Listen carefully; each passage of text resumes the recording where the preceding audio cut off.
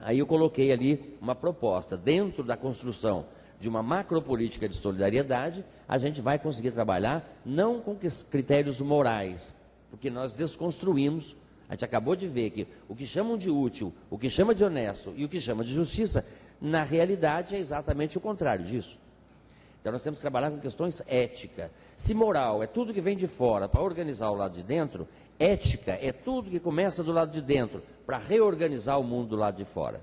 Então o nosso trabalho aqui não é para apresentar propostas do que fazer lá fora. O meu trabalho aqui é trabalhar a parte interna de vocês.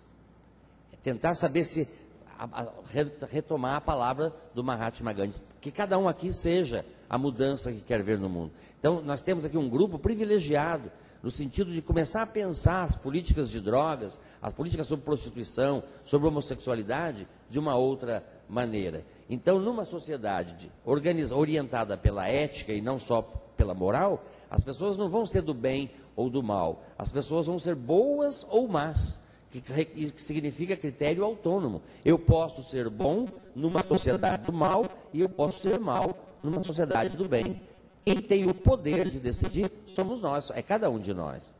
Se nós conseguirmos passar isso para as políticas de drogas, nós vamos ter usuários de drogas mais responsáveis. Eu não estou estimulando ninguém a usar droga.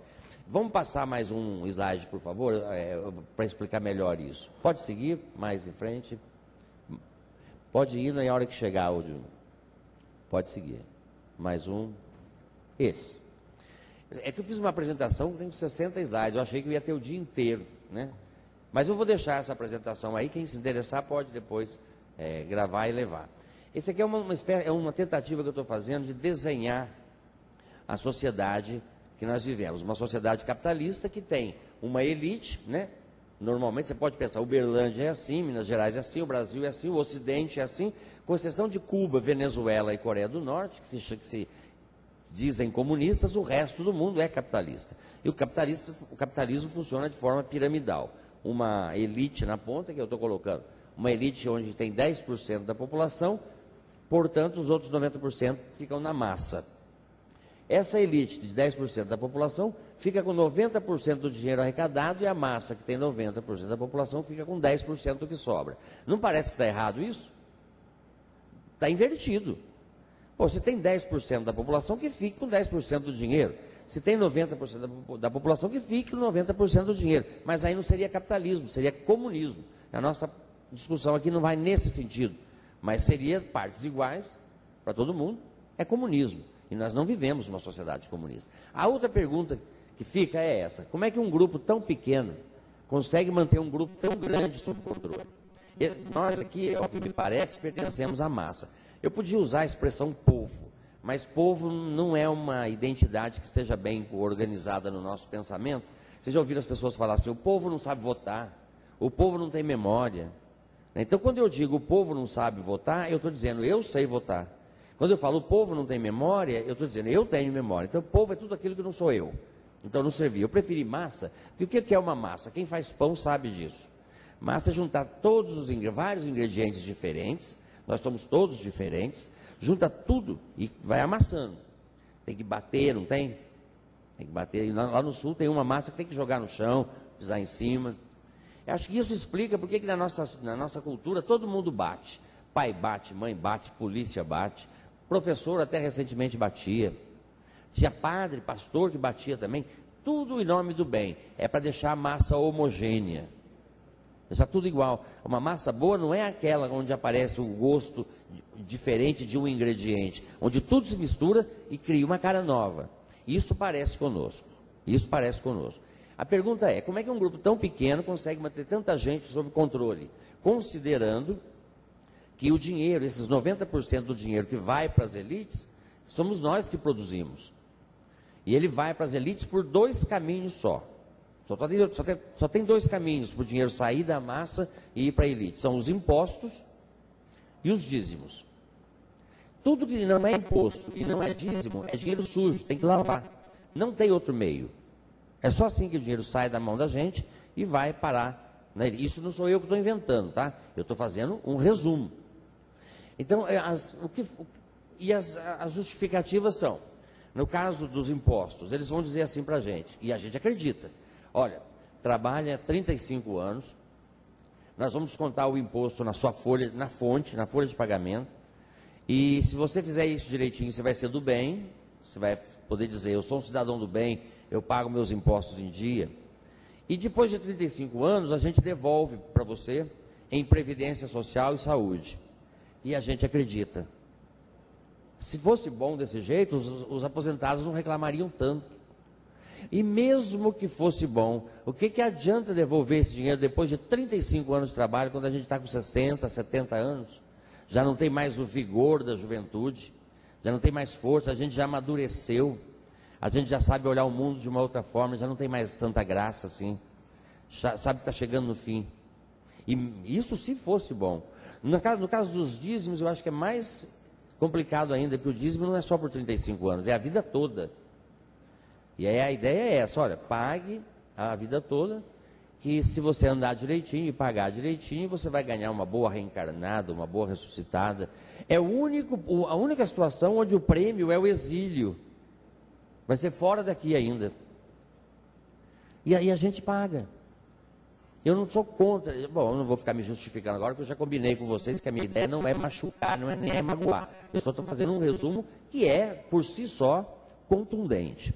Voltemos ao nosso slide. Então, as 3 ferramentas que a elite vai usar para manter a gente sob controle são a mídia, a educação e as religiões.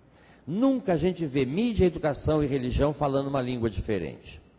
Nunca a gente vai encontrar mídia, educação e religião trabalhando para a massa. Por que não vai trabalhar para a massa? Porque a massa não tem dinheiro. Em sistema capitalista, a gente só trabalha para quem tem dinheiro, porque quem pode pagar. Vocês trabalhariam para quem não paga? Muito difícil. A não ser para quem é voluntário, porque já tem uma estrutura, uma possibilidade. Porque voluntariamente, sem nenhum outro ganho, você morre de fome. Não é possível, por mais boa vontade que tenha. Então a mídia, a educação e a religião sempre vão falar para nós a mesma coisa. Porque o que eles vão falar para nós é aquilo que a elite determina que eles terão que dizer para a massa. Nós teremos que ser educados dentro dos princípios da elite. Educados para obedecer. Quando uma criança faz uma coisa errada, a gente fala que ela fez uma arte, não é isso? Definam arte. Arte significa criação. E quem faz arte, apanha. Por que apanha? Porque nós não estamos aqui para criar nada, nós estamos aqui para obedecer. A própria educação dentro de casa determina a violência contra... Estão tentando fazer a gente acreditar que o álcool, o crack e as drogas são os maiores responsáveis pela violência doméstica. Não são. Você pode... essas drogas, elas não têm o poder que a gente dá para elas. Você pode pôr 1 quilo de cocaína aqui, que não muda a vida da gente. A não ser que alguém tropece e caia de nariz em cima, pode mudar um pouco por algum tempo. Mas o poder demoníaco das drogas não existe, elas não têm esse poder.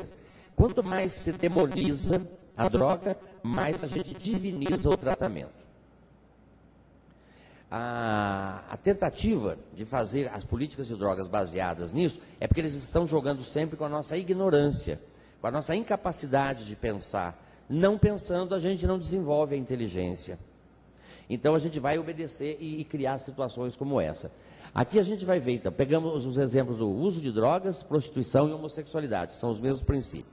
O que a elite ensina para nós, para a massa, a respeito de uso de drogas, prostituição e homossexualidade? Ela vai ensinar as ideias de prevenção e de tratamento. Prevenção significa, em palavras bem simples, não faça isso nunca. Não use drogas nunca, não se prostitua nunca, não transe com pessoas do mesmo sexo nunca. Essa é a ideia de prevenção. Por isso que ela é tão querida. Por isso que as pessoas gostam muito de trabalhar com a ideia de prevenção. E ela é muito bem-vinda a ideia de prevenção, porque ela é uma ilusão. Esse grupo confirma que é uma ilusão. Os que levantaram a mão e os que bebem socialmente. Vocês desobedeceram a ordem da prevenção. Porque a prevenção já vem avisando, não use nunca. Não beba nunca, evita a primeira dose sempre. Não fume, não beba, não cheire, tudo isso, não use nunca. Essa é a ideia. Por isso que eles querem fazer prevenção, enquanto menorzinha a criança, melhor. Porque mais chance a gente tem de fazer essa ilusão de achar que aquela criança vai crescer e não vai usar absolutamente nada. Eu estava dizendo do exemplo da violência doméstica e estava, de certa forma, desculpando a droga, dizendo que a droga não tem esse poder, e vou então passar essa responsabilidade, vou dar um exemplo para vocês. Imaginem uma cena onde tem uma mãe, como é que eu vou explicar? Eu ia falar uma mãe normal, não tem, né? Mãe normal não tem. Uma mãe comum, e não estou falando de pancadaria, não. Uma mãe comum e tem o filhinho ali, uma criança de 4, 5, 6 anos. Aquela criança faz uma arte, né?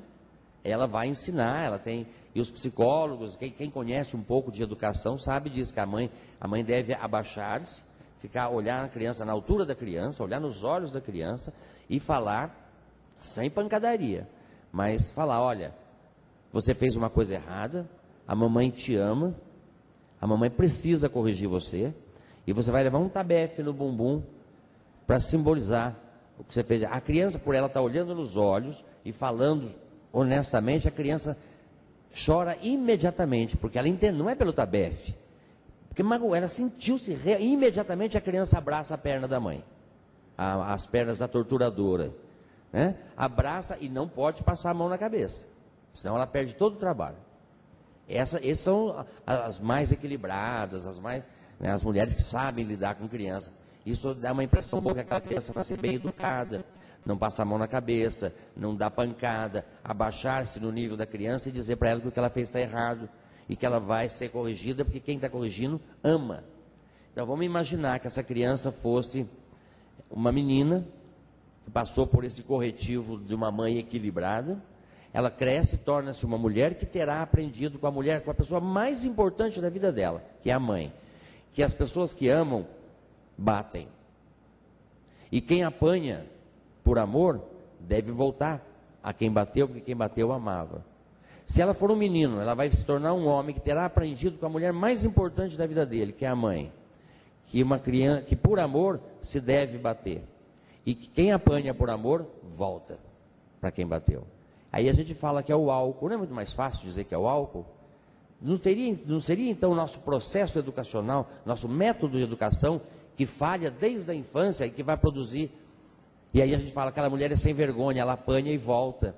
Poxa, ela aprendeu isso com a mãe dela, com a pessoa mais importante da vida da gente. Não teria que reformular então o modelo educacional? E isso não começa a explicar para a gente que o tamanho do investimento financeiro que está se fazendo em polícia, cadeia, combate às drogas e nada para a educação, nada para a saúde, nada para a justiça. E as eleições serão decididas em cima desse tema, segurança pública e uso de drogas. Bom, aí eu comecei a pensar, se prevenção significa não faça isso nunca. O problema é que a elite percebeu que a massa não obedece, que as pessoas usam drogas. Nós fizemos uma pesquisa aqui que mostrou que 50% desse grupo usa. E pior, usa por prazer, que não está tendo nenhum problema com isso. Aí vamos pensar na questão da prostituição, então aí é pior ainda. Quando se trata de prostituição é a mesma coisa. Prevenção à prostituição é nunca transe por dinheiro, certo? Vamos ver se a massa obedece isso. Vamos fazer uma pesquisa aqui. Então eu vou fazer uma pergunta para vocês, aí vocês tenho certeza que vocês sabem a resposta. No senso comum, tá bom? Não é para dar a opinião de vocês. No senso comum, qual é a diferença entre prostituta e puta? Vocês sabem. Está respondido, eu vou fazer o resumo. Prostituta, cobra, e puta, dá porque gosta. Então, vamos fazer uma pesquisa. Desculpe a minha grosseria, mas aí o máximo que vai acontecer é o vereador Delfino não me chamar nunca mais.